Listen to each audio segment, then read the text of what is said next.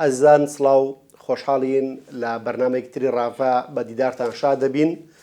تەوەری بەرنمەکەمان دۆخی سیاسی عێراق و ئەستەنگەکانی بەردەم پێچێنانی حکوومەتی نوێی عێراقە بە میوانداری زۆر بەڕێز مینا سامی چاودێری سیاسی. مینا خان بەخێر بێت و خۆشحاڵین. زۆر سپاس. مینا خان، دۆخی سیاسی عێراق و ئەو هەلومەرجەی کە لە دوای دەی 2021 هاتوتە پێشەوە ململانی هێزولانە سیاسیەکان دروستبوونی جۆرێک لە هاوپەیمانی نوێ هاتنە پێشەوەی هێزی نوێ، ینی وای کردووە کە پێکێنانی حکوومەتی نوێی عێراقی لە بەردەم ئەجندای نوێ بێت و چاوی زیاتریشی لەسەر بێ بەراورد بە حکوومەتەکانی دیکەی عێراقی. حکوومەتی نوێی عێراق خوێندنەوەی جیاوازتری بۆ کرێ و بە جۆر لە جۆرەکان ئومێدی گەورەتری پێ هەڵەواسرێت لەوەی کە عێراق لەو دۆخی چەقبەستن و ململانی و تەنگەشە و قەیرانە گەورانی کە تێی کەوتووە ئەم حکوومەتە بتوانێت ئاهێک بە عێراقیەکان باتەوانێ و بتوانێت پرۆسەی سیاسی سەر پێ بخاتەوە کە ئێمازانین ساڵانی ڕابردوو عێراق بە دۆخێکی پڕ لە ئاستەنگ پڕ لە قەیران و عێراقیەکان لە گوزەرانێکی زۆر خراپە ئاژیان. پێم خۆشە لەوە دەست پێ بکەین کە بۆ کورد کە ئێستا جارێکی تر هەوڵەکانی ئەوەیە لە بەغدا بەهێز بێ لە پێناوی ئەوەی کە هەرێمێکی کوردستانێکی بەهێز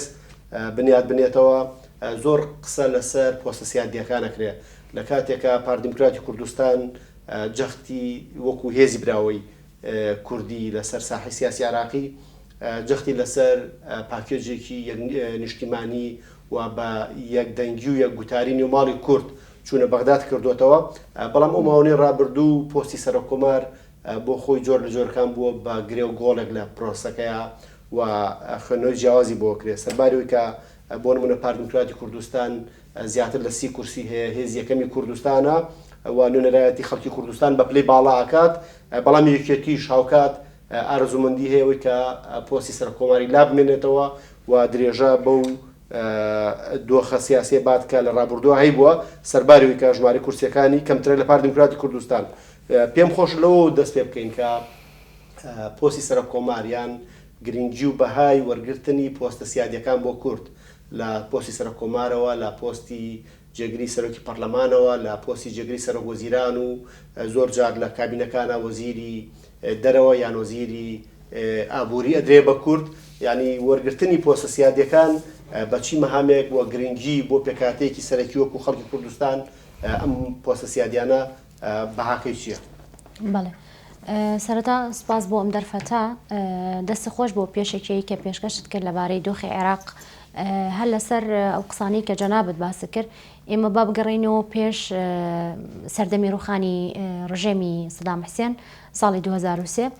پێشەوە سەرجەم ئەوەی کە پێوترێ معارەزەی عێراقی لە هەرێمی کوردستان بە سونە و شیعە و لایەنەکانی ترەوە پرۆسەی سیاسیان دەست پێ کرد.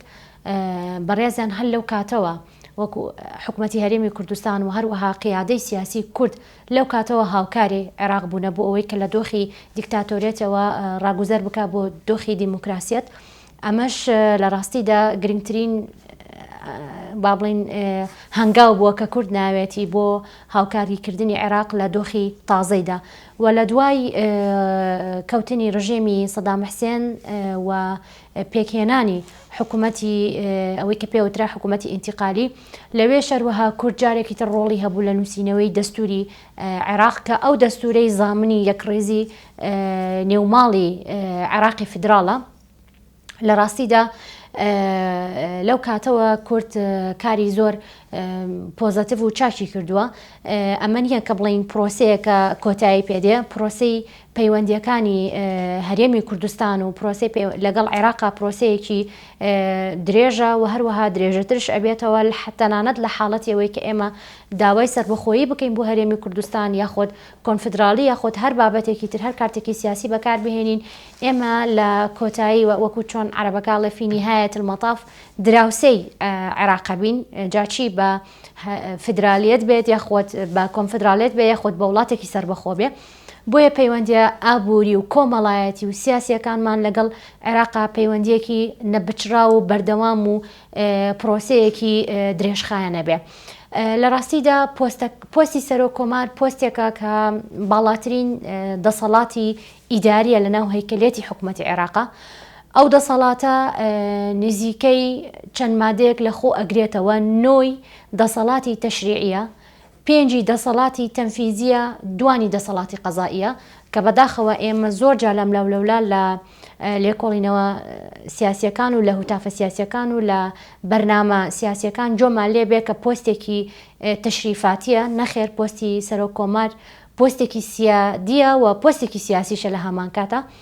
لەوانەیە لە هەنێک جار ڕۆڵی تەشریفاتی ببینێ لە هەنێ مەراسیم کە پێویستە بە ڕۆڵی سەرۆک کۆمار، بەڵام ڕۆڵی سەرۆک کۆمار ڕۆڵێکی یەکجار زۆرە و یەکجار گرنگە بەتایبەتی بۆ گەلی کورد و بەتایبەتی بۆ هەموو عێراقیەکان لەبەرەوەی زامنی پاراستنی دەستوری عێراقیە، ئەو دەستورەی کە لەسەر بنەمای ئەم گەلانەی عێراق کۆبوونەتەوە و ئەم فدراڵەتیان پێکهێناوە. ئەمینەخان ئەوەی جەنابەت باسیەکەی کە بەپی دەستوری عێراقی سەرۆک کۆمار زامن و پارێزەری دەستوری عێراقا، بەڵام ئێمە لە ماوەکانی ڕابردوو بینیمانە کە زۆر جار بەشێکی گەورە لە مادە دەستوریەکان بە تایبەت سەبارەت بە مافەکانی خەڵکی کوردستان پێشێل کراوە لە مادەی 140 لە جێبەجێ نەکردنی مستحقاتی پێشمەرگە لە میزانی عێراقی و میزانی سیادی، لە جێبەجێ نەکردنی ناردنی بودجە و موچەی خەڵکی کوردستان و لە دروست نەکردنی ئەنجومەنی ئیتیحادی لە عێراق کە ئەنجومەنێکە هاوشانی پەرلەمانی عێراقی پێویست بوو کە تا ئێستا دروست کرایە و کارەکانی دەست پێ بکردبایە، سەرباریەوەی کە بەشێکی گەورە لە مافەکانی خەڵکی کوردستان زەوتەکرێ بە تایبەت ئەگە بگەڕێنەوە ئێمە بۆ خولی ڕابردوو کە سەرۆک کۆمار کورد بوو و پارێزەری ئەو دەستورە بوو، بەرەم ساڵح هیچ هەنگاوی کەوتۆی نەنا لەوەی کە بۆ نمونە بەشێک لە مافەکانی خەڵکی کوردستان بپارێزێ و حکوومەتی عێراقی دامودەستگای دەوڵەت ناچار بکا بۆی کە لەژێر ڕۆشنایی ئەو دەستورەی کە لە 180 عێراقیەکان دەنجام پێدا، بەڵام ئەوان ئەو دەستوریان لە ئاسی پێویستە جێبەجێ نەکرد و لە کۆتاییشە دەستوریان کرد بۆ کەرەستەیەک بۆی کە مافەکانی خەڵکی کوردستان کەم بکەنەوە یان لە ئاسی پێویستە جێبەجێ نەکەن. ئەمە لەمەوە پرسیار بکەم کە یەکێتی نیشتمانی کوردستان هێزی دووەمی کوردستان بێت و لە 2018 یەکێتیش بەتەنها بەبێ ئیجماعی کوردی پۆستی سەرۆک کۆماری برد. لە کاتی ئێستاە دۆ خۆلومەرجێکی نوێ هاتووە تا پێشەوە کە پارتی دموکراتی کوردستان بە هێزێکی زیاترەوە بە ژمارەیەکی زیاتری کورسیەوە بە هاوپەیمانێتێکی گەورەترەوە لە هەوڵی وایە کە سەرۆک کۆمار بۆ ڕێزارکە گوشار زێباری بەدەست بهێنێت و فیگەرێکی تر کەسایەتیەکی تری سیاسیەکی مخەزرەم لە ناو ساحی سیاسی عێراقا تاقیب بکاتەوە. بەتایبەت ئەگەر ئێمە بگەڕێنەوە بۆ ئەو مێژووی کە وشار زێباری هەیبووە لە پرسی دیبلۆماسیەت و ئەو ساڵە درێژانەی کە ئەو وەزیری خارجی عێراقی بووە دەستکەوتی گەورەی هەبووە بۆ لە بواری دیبلۆماسیا شوێن پەنجەی گەورەی هەیە. جەنابیشت بەپێی ئاگاداریت لە دەستور و یاساکانی عێراق زانیت کە پۆستی سەرۆک کۆمار بەشێکی گەورە لە چالاکیەکانی پەیوەندی بە دیبلۆماسیەت و پەیوەندی نێودەوڵەتەکانەوە هەیە. خوێنەوەی تۆ چییە بۆ ئەوەی کە کورد بۆ ئەم پۆستی کە جەنابەت باسیەکەی پۆستێکی گرنگە لە ئاسی ناوخۆ پارێزەری دەستورە لەسەر ئاسی نێودەوڵەتی سەرۆک کۆمار نوێنەرایەتی دەوڵەتەکە بەکارهێنانی فیگەرێکی نوێ تاقیکردنەوەی فیگەرێکی نوێ یان دەرفەتدان بە فیگەرێکی نوێ خوێنەوەی جەنابەت چییە بۆ ئەو ڕووداوە؟ بەڵێ خۆی هەر لە زانستی سیاسەتیشە ئەمی کە جەنابەت فەرمووت زۆر باوە و زۆرش بەکاردێ. هەنێک کەسایەتی هەیە کەسایەتی لۆکاڵین ناوخۆین، هەنێک کەسایەتی هەیە کەسایەتی ئیقلیمی، هەنێک کەسایەتی هەیە کەسایەتی سیاسی عالەمیە ئینتەرناشناڵی پێوترێت. هەڵبەتە جەنابی کاکوشیار زێباری یەکێکە لەو کەسایەتە ئینتەرناشناڵە کە لە سەرەتای دروستبوونی حکوومەتی ئینتیقالیەوە ڕۆڵێکی یەکجار گرنگ و باشی بینیوە و هەروەها کاتێکە لە دوو کابینەی حەقیبەی جیاوازە ڕۆڵی وەزیری بینیوە، هەمومان ئیشوکارەکانی ئەومان بینیوە و خۆشبەختانە ئەو یەکێ بوو لەوانەی کە عێراقی ڕزگار کرد لەو قەرزەی کە لەسەری بوو بە دانەوەی سەرجەم مافە شایستە دارایەکانی کوێیت لە دوایەوەی کە سەدام حسێن هێرشی خستە سەر وڵاتەکەیان و پەلاماری دامە لە ڕووی نێودەوڵەتیەوە شکاتیان کرد و کاکوشیار ئەو کاتێک کە ئەو بەڕێزیان وەزیری دەرەوە بوون کارێکی زۆر جددی و باشکرا لەسەر پەیوەندیەکانی عێراق ئەو کاتە وهروەها ڕۆڵی باشی بینی کە لە ڕووی داراییەوە حکوومەتی عێراق ڕزگاری بێ. جەنابەت باشە زانی کە لە ساڵانی ڕابردوودا بەتایبەتی لە کابینەی ڕابردووی حکوومەتی عێراقا 55 مادەی دەستوری خەرق کران. ئەم مادە دەستوریانە کە خەرق کرا ئێمە وەکو کورد کە ئەڵین طبعاً هیچ بابەتێکی دەستوری هیچ مادەیەکی دەستوری نییە کە بڵێ پۆستی سەرۆکۆمەر پۆستێکە بۆ کوردە یاخۆت سەرۆکی ئەنجومەنی وەزیران بۆ شیعە یاخۆت سەرۆکی پەرلەمان ئەنجومەنی نوێنەرانی عێراق بۆ سونەیەمە عورفێکە هەر بەو شێوازە دەستی پێکردو و هەر بەو شێوازەش بەردەوامە بێ کە ئێمە باسی پۆستی باڵاکەین و باسی پۆستی سیادیەکەین بۆ ئەومانە کە مافەکانی گەلی کورتی تایە پارێزراو بێ. من لێرە نامەوێ ڕۆڵی کەسێک کەم بکەمەوە بە ڕێزێک یاخۆت ڕۆڵی کەسێکی تر زیاد بکەم بەڵام خۆ ئەشکرێت ئێمە هەنێ جار وەکو کورد بیر بکەینەوە نیشتیمانیانە بیر بکەینەوە ئەگەر لە چەندین کابینەی حکومڕانیان نەمانتوانیوە ئامانجەکانی خۆمان بپێکین خۆ زۆر ئاسایەتوانین فیگرەتەکان بگۆڕین ئەتوانین کەسایەتی ئینتەرناشناڵ بێنینە پێشەوە کەسایەتی بەهێز بێنینە پێشەوە بەقەی ئەو قورسایی ئەو پۆستە بێت بگرە ئەسڵەن قورسایش بۆ پۆستە بدە لەبەرەوەی کە تۆ سەرکردایەتیەک وەرەگری وەکو کورد مافی هەموو نەتەوەکەیە ئاساییە ئەگەر بێت و لە پۆستێکی ترایە لە شوێنێکی ترە غەدر لە کورد بکرێ بۆ نمونە لە ناو ماڵی خۆمانە ئەگەر تۆزێتە نازولی زیاتر بکەین بەڵام هەنێک جار ئەبێت ئێمە یەکڕزی نیشتیمانی و نیشتیمانەکەمان بە جۆرێکی تر بپارێزین بۆیە کە ئەم فکرە و ئەم پێکهاتەیەوەی کە ئێمە نوێنەری خۆمان یاخۆت کاندیدی خۆمان هەبێ بۆ وەرگرتنی ئەو پۆستە ئەوەیە کە زیاتر سوود لە دەستوری عێراقی ببینین و سوود لەو پۆستەش ببینین بۆ خزمەتی گەلی کوردستان و سەرجەم گەلی عێراق لە ڕێگای ئەو پۆستەوە. میناخان جەنابەت ئاماژەت بۆ کرد کە ئەوە بۆ تا عورف لە عێراق کە سەرۆک کۆمار بۆ کورد سەرۆکی پەرلەمان بۆ سوننا سەرۆک وەزیران کە دەسەڵاتی جێبەجێکردنی فراوانە بۆ شیعە وەکو زۆرینەی پێکهاتی عێراقی ئەم عورفە بەڵام سەبارەت بە هەرێمی کوردستانیان سەبارەت بە کورد بەڕاستی نەبوو تا عورف لەوەی کە پۆستی سەرۆک کۆمار لەسەر لایەنێکی سیاسی تاپۆ کرابێ یعنی خوێندنەوەی تۆچێ لەسەرەوەی کە ئەکرێ بۆ نمونە ئەم بابەتە بە سازان بەڕێکەوتن و ئەوەی کە ئێمە لەو ماوەی ڕابردوو بینیمان بەڕاستی یەکێتی نیشتیمانی کوردستان خیتابێکی پەرتەوازەی هەیە لە بابەتی سەرۆک کۆمار و لەو ماوەی ڕابردوو هەندێک تەشەنوج و هەڵچوون و لێدوانی بریندارکەر و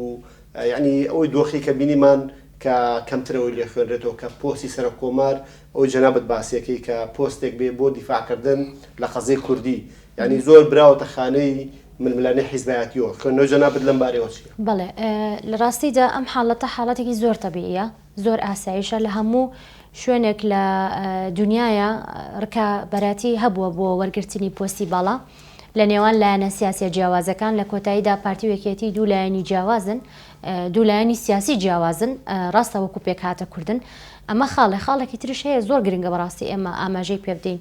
پۆستی سەرۆک کۆمار بۆ کوردێک لای کراوەتەوە بۆ لایەنێکی سیاسی دیاریکراو یەکلایی نەکراوەتەوە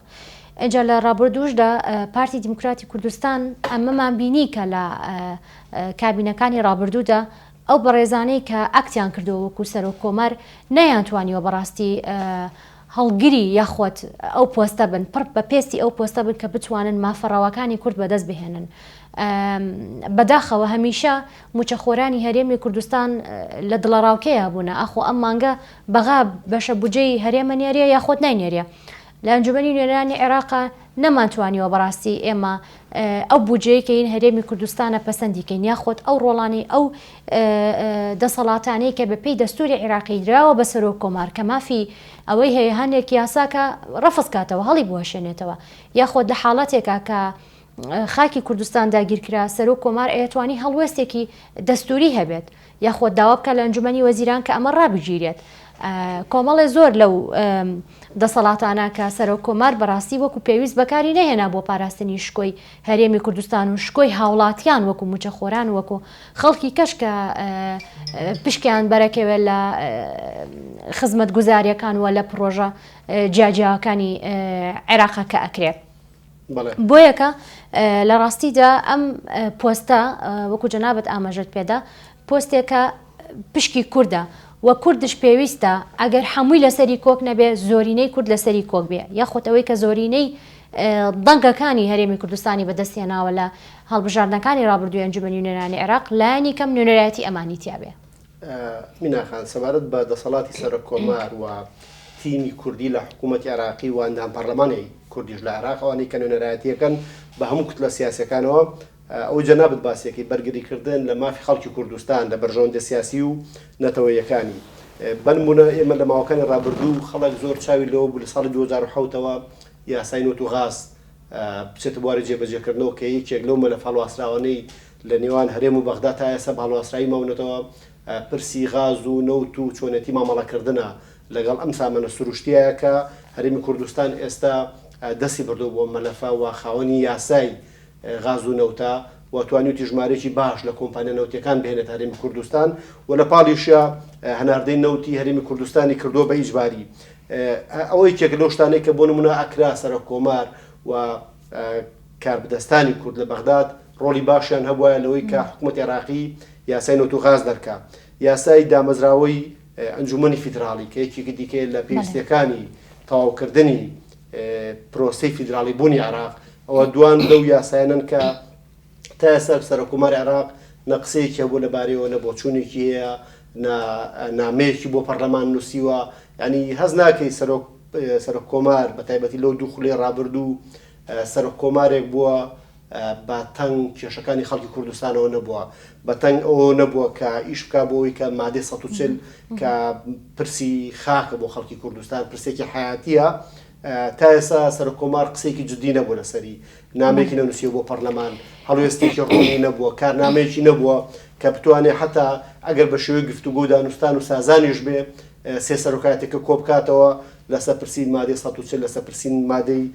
نەوت و غاز لەسەر پرسی دامەزراندنی ئەنجومەنی فیدراڵی کە هەڵوێستێکی وازحی هەبێ و بە جۆر لە جۆرەکان بشتوانە گوشاریش بکات لەسەرەوەی کە ئەو دامەزراوانەی دیکە پەرلەمان حکوومەتی عێراقی بە جۆر لە جۆرەکان ئیحراجکە و ناچاریان بکە هەڵوێستێکیان هەبێت لەبارەی ئەم مادە یاساییانەوە. بەڵێ جەنابەت ناوێکت بەکارهێنا بۆ کورد لە بەغا بە ناوی تیمی حکوومەت تیمی کورد لە بەغا کە بریتین لە سەرۆک کۆمار هەڵباتە بەڕێز ڕاوێژکارەکانی بەڕێبەرگشتیەکانی ئەندامانی ئەنجومەنی نوێنەرانی عێراق و هەروەها وەزیرە بەڕێزەکان کەواتە ئێمە لێرە تیمی کورد چی بەدەستهێنێ بۆ عێراق دیسانەوە دێنەوە سەر بابەتی ئەوەی کە ئەڵێن سەرۆکی کۆمار بە پێی دەستور 9 دەسەڵاتی تەشریعی هەیە 5 دەسەڵاتی جێبەجێکردنی هەیە و 2 دەسەڵاتی قەضایی هەیە ئەم هەموو دەسەڵاتەی کە دراوە بە سەرۆک کۆمار هەڵبەتە کە ئێماڵین عورفێکە کە سەرۆک کۆمار لە کووردا بێ و باقیەکان لە دوو پێکاتەکەی تری عێراق بێ کە سونە و شیعەن ئەمە بۆ ڕاگررتنی باڵانسە لە نێوان هێزە سیاسیەکانی عێراقا چونکە ئەگەر ئەم پێکهاتە سەرەکیەکانی عێراق مافەکانی تایە پارێزراو نەبێ ئەم هاوسەنگێتێک ئەچێ کە مافەڕەوەکانی کورد بەدەست نەهاتووە لە عێراق هۆکارەکەیەوەی کە ئەم هاوسەنگێت تێک چووە فەلەبەرەوەی ئێمە بوو ئەوەی کە بین و ئەم هاوسەنگێ بهێنە جێگای خۆی پێویستیمان بە تیم لیدەرێکی ئاکتیڤیتە پێویستیمان بە کەسایەتێکە کە پڕ بە پێست سەرۆک کۆمار بێ و بتوانێت مادە دەستوریەکان دەسەڵاتەکانی خۆی کە دەستور شەرعیەتی پێداوە جێبەجێکە لە حاڵەتی پێویستە بۆیەکە ئێمە کاتێکە داوای ئەو پۆستە ئەکەین بابەتەکە تەنها ئەوە نییە کە کوردین شقاقەتیاکەوێت و دوولایەنە بێت و نا ئێستا لە هەرێمی کوردستان نەزعەیەکی تر هاتۆتە ئاراوە ئەوش نەزعەیەوەیە کە ئێمە چۆن بتوانین بە گروتوینێکی تازە بە فکرێکی تازە بگەین بە مافەڕەوەکانی خۆمان لە ناو دەوڵەتی عێراقا ئەبێ ئێمە ئەوەشمان لەبیر نەچێ هەر ماوەی لەمە پێش هەڵبژاردننی پێش ئەنجومەنی نوێنەرانی عێراق هەڵبژاردننی هەرێمی کوردستان بوو پارتی و یەکێتی پێکەوە لەگەڵ گۆڕان هاوتەریب حکوومەتی هەرێمی کوردستانیان پێکهێنا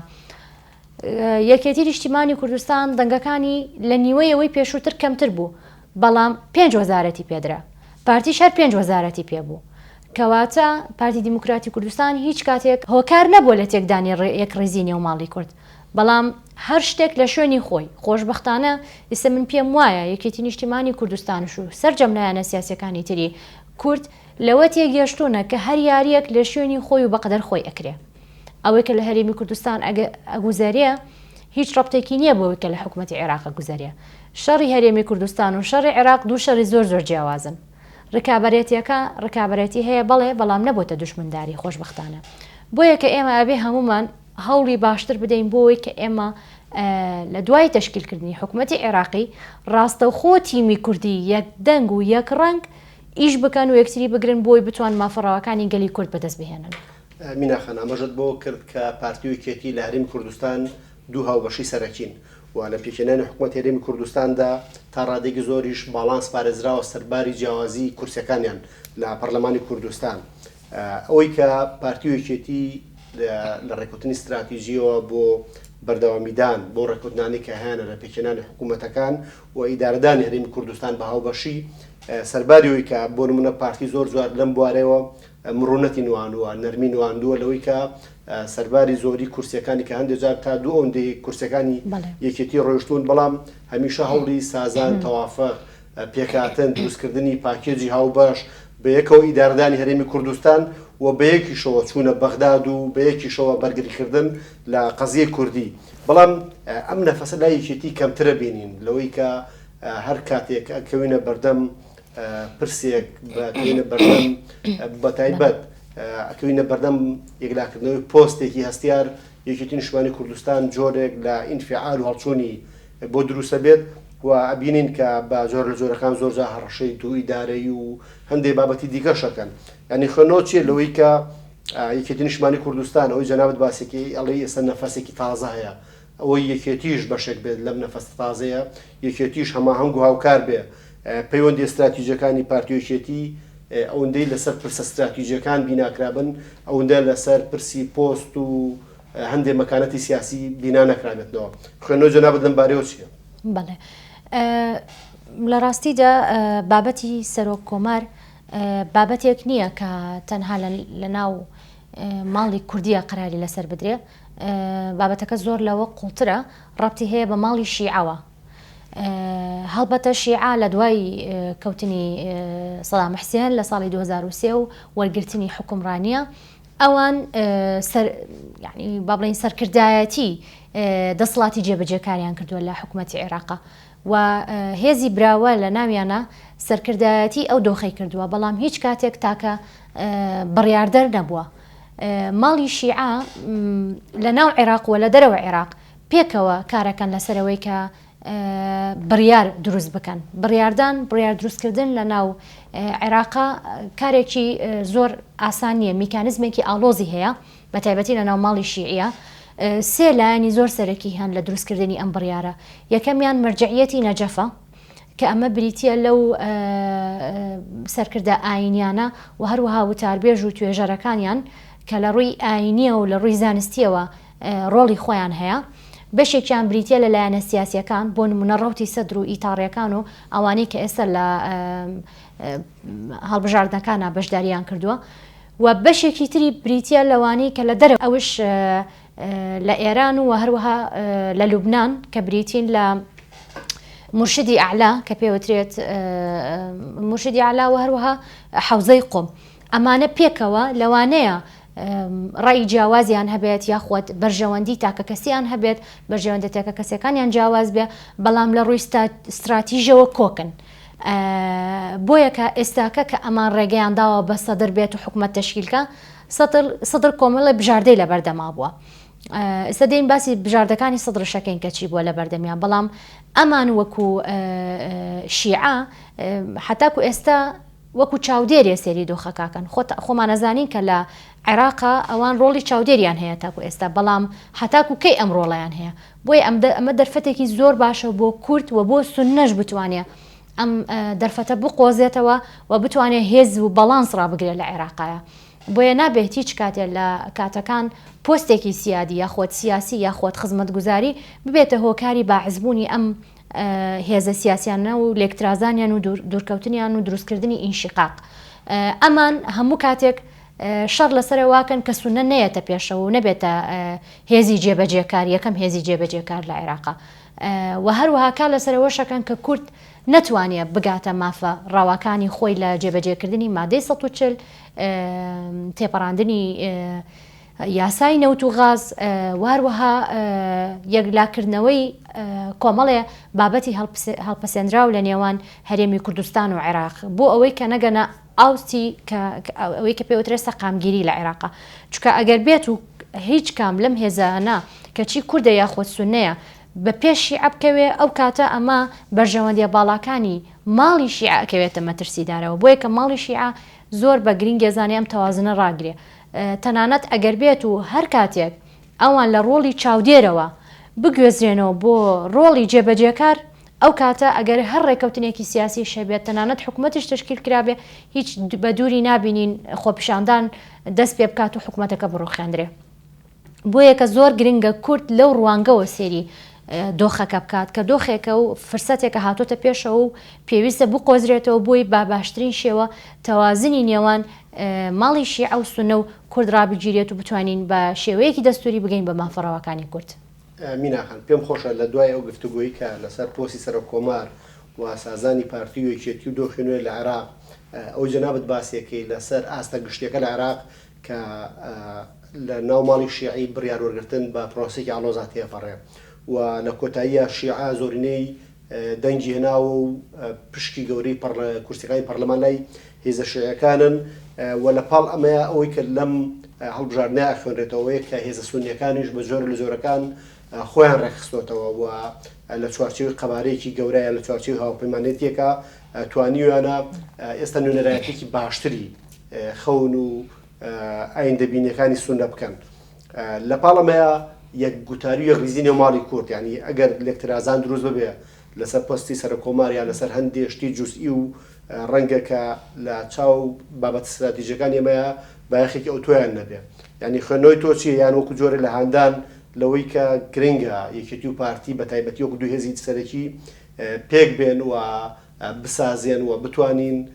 ئەم قۆناغەش کە قۆناغێکی گرنگە کە چاوەڕوانیەوە کرێت عێراق لەم 4 ساڵی داهاتووە هەندێک هەنگاوی نوێ بنێت و ڕەنگە دەوڵەتانی ناوچەکەش پرۆژەی نوێیان بۆ عێراق بێ و ئەمریکاش وا خۆی پیشانەیە وا سیاسەتەکانی ڕێخستۆتەوە کە ئەوێ لە ڕووی سیاسی و دیبلۆماسیەوە دەزۆردانی زیاتر لە دۆخی عێراقدا و بە زۆر لە زۆرەکان ڕۆڵی هەندێک دەوڵەتی ناوچەی کەم بکاتەوە. خوێنەوەی تۆ چیە بۆی کە کورد لەم قۆناغەیە بەهێزێکی زیاترەوە یعنی لەو ئامادەباشیە زیاتری کێسە سونە هەیەی لەو دەنگ و هێز و قورسایی کە شیعە هەیەی کوردیش لە ڕێگەی پەرتەوازە نەبوونی نێوماڵەکەیەوە ئامادەیەکی جددیتری هەبێ بە تایبەت ئەگەر بگەڕێنەوە ئێمە بۆ ساڵانی 2003 تا 2013 حزوری کورد لە بەغدا حزورێکی بەهێز بوو و زۆر جاریش ئەگوترا کە حکوومەتەکان لە هەولێر پێکەیەنرێن و ئەبێ لە هەولێرەوە مبارەکە بای ئەو بکرێت کە حکوومەتەکانی عراقی دەست بەکار بن. خوێنەوەی جەنابەت بە تایبەتی لەو ڕوانگەی کە سازانی پارتیۆشێتی. بەڵێ خۆی لە ڕاستیدا ئێمە لە زۆربەی بابەتەکان و لە زۆربەی لێکۆڵینەوەکان و قسەکانمان باسیەوەکەین یەکڕزی نێوماڵی کورد خۆی ئەم مستەڵەحە بەڕاستی بەهەڵە بەکارهێنرێت لەبەرەوەی نێوماڵی کورد تێک نەچوو هەتاکو یەکڕیز بێ لە ڕووی کۆمەڵایەتیەوە کورد هەمان ڕەنگ و هەمان دەنگ و هەمان هەڵوێستیان هەیە هەمووی پێی خۆشە پرسی موچە چاک بکرێت هەمووی پێی خۆشە پرسی پرۆژەکانە چاک بکرێت و هەمووی حەزەکات خزمەت گوزاری بگەیەندرێ بەسەر چەم شار و شارچکەکان لە هەرێمی کوردستان گشتی پێی خۆشە کە کەرکووک بگەڕێتەوە باوشی هەرێمی کوردستان و گشت ناوچە دابراوەکانیکە لە ڕاستیدا ئەمە نێوماڵی سیاسیەکانە کە پەرتەوازە و تێکچووە نەک نێوماڵی کورد نێوماڵی سیاسیەکانش ناکرێت چاک بکرێت حتاکو حزبە سیاسیەکان خۆیان ناکۆکی و قەیرانی سەرکردایەتی لە ناوخۆیان چارەسەر نەکەین لە ڕاستیدا ئێمە بینیمان لە ساڵانی ڕابردوودا ئەم قەیرانی سەرکردەیە لە دوای کۆچکردنی مام جەلال تاڵەبانی لە ناوێکێتی نیشتیمانی کوردستان هەتاکو ئەم دەقیقەیە کە ئێمە قسەی تیاکەین تا حدێ چارەسەر نەکراوە کە بتوانن هیچ دەبێت لە ڕووی استراتیژەوە یەک سیاسەتیان هەبێت و دابش نەکرێن زۆر هەوڵدرا لەلایەن کوڕانی مام جەلالەوە کە ئەم کارە بکرێت و پێشم وایە تا حدێکی چاک هاتوونەتە پێشەوە بەڵام لەوە گرنگتر ئەوەیە کە استراتیژێکی باشتر هەبێت بۆ ئەوەی کە ئێمە وەکو کورد ئەدامان باشتر بێت لە ناو حکوومەتی عێراقایە. وەکو پێشتر باسمان کرد کە نێوماڵی شیعەکە لەسەر لاوازکردنی لایەنەکانی ترەکە و نێوماڵی سونە ئێستا خەریکی وەزعی ناخۆیی خۆیەتی بۆیە کە خۆی بەهێز بکات و وەکو یەک تیم کار بکەن بۆ پێکهێنانی حکوومەت و گەیاندنی مافەکانی سونە بە تایبەتی لەو پارێزگایانەی کە پێویستیان بۆیە کە لە ڕووی سربەخۆییەوە و هەروەها لە ڕووی کۆمەڵی بابەتی ترەوە کە ئەوانش پرسی هەڵپەسێنراویان هەیە لەگەڵ حکوومەتی فیدراڵە. کوردش پێویستە لەم قۆناغەدا کار لەسەر ئەوە بکات. بەڕاستی یەکێتی نیشتیمانی کوردستانش پێویستە کار لەسەرەوە بکەن کە قەیرانی سەرکردە لە نێوە ماڵی خۆیانە چارەسەر بکەن بۆ ئەوەی کە ئەم قەیرانە لە باتی ئەوەی کە چارەسەر بکرێن نەگوێزرێتەوە ناو تشکیلکردنی حکوومەتی عێراقی و تشکیلکردنی حکوومەتی هەرێمی کوردستان. چکە بەڕاستی وەکو باسمان کرد ئەمە دەرفەتێکە هاتوتە پێشەوە کە سەدرەکان ئێستا پێشەنگی دروستکردنی حکوومەتی عێراقەکەن. بەڵام لە کاتێکە کە ئێران ڕۆڵی چاودێرە بینە، بەڵام ئەگەر بێت و ڕۆڵی ئێران لە چاودێرەوە بگۆدرێت بۆ ڕۆڵێکی تر ئەو کاتە ئێمە ئەم دەرفەتە زێڕینە لە دەستە دەین و ناتوانین تا حدێکا لەسەر مافەڕەوەکانی گەلی کورد بکەین لە عێراقا. میناخەن دەست خۆش بێ، سواز بۆ هەموو ڕوونکردنەوەکانت بەرە کۆتایی بەرنامەکە ئاچین. بەڵام لە یەکێک لە جوملەکان تا لە جاری پێشەوە باسیەوت کرد کە سەدرەکان کۆمەڵی بژاردیان لە بەردەمایە بۆ پێکهێنانی حکوومەتی عێراقی. ئەگە بە کورتی ئاماژەی بۆ بکەی سواز دەکەم. بەڵێ لە ڕاستیدا سەدرەکان 4 بژاردیان لە بەردەما بوو بۆ پێکهێنانی حکوومەتی عێراقی. یەکێ لە بژاردەکان ئەوە بوو کە نووری مالیکی بەشدار بێ، پۆستی جێگیری سەرۆکۆماری پێ بدرێت و هەروە 6 وەزارەت وەربگرێت و مافی ڤیتۆشی هەبێت لەسەر سەرۆکی ئەنجومەنی وەزیران. بژاردەیەکی تر لە بەردەمیانەوە بوو کە نووری مالیکی بە پۆستی جێگیری سەرۆکی کۆمار وەربگرێ، لایەنە شیعەکان پۆستی 4 وەزیر وەربگرن و هەروەها مافی ڤیتۆیان هەبێت لەسەر سەرۆکی ئەنجومەنی وەزیران. بژاردەی سێمی بەردەم سەدرەکان ئەوە بوو نووری مالیکی وەلاوەنن ئەوانی کە پێیانەوترێت ئیتارەکان یاخۆت بەشەکانی تر لە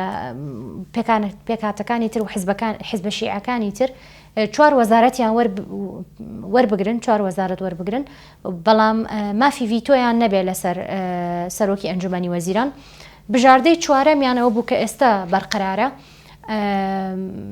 سەدرەکان لەگەڵ پارتی وە کورد کۆک بن لەسەر ئەم سیاسەتەی کە ئێستا ئیشی لەسەرەکەن، زائیدەن سونەکان کە بریتین لە ئەوەی کە ئێستا دروستی حکوومەت دروست دەکات کە پێم وایە عەزم و دەسەڵاتی سونی کورد شیعی بە ڕۆتی سەدر. هەر سێکیان پێکەوە کە ئێستا حکوومەت تەشکیلەکەن.